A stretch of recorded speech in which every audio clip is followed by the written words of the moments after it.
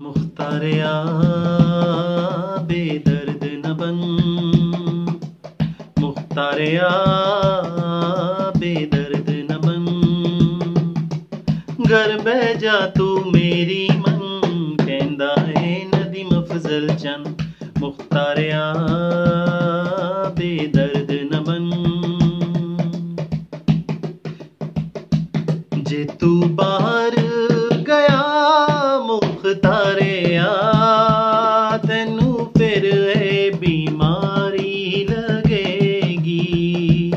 तेरे तो फिर बच्चे बजुर्गां नू सारे घर विच फैल जावेगी। कर एहतियात तो मेरे सजन, मुख्तारिया बेदर्द न बन।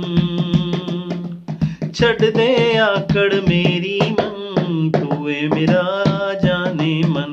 मुख्तारिया बेदर्द न बन।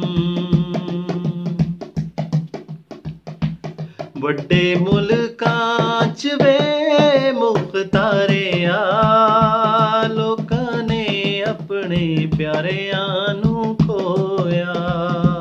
साडे मुल्क च फिर सोच की होना है, इत्थे रब ना करे जे होया।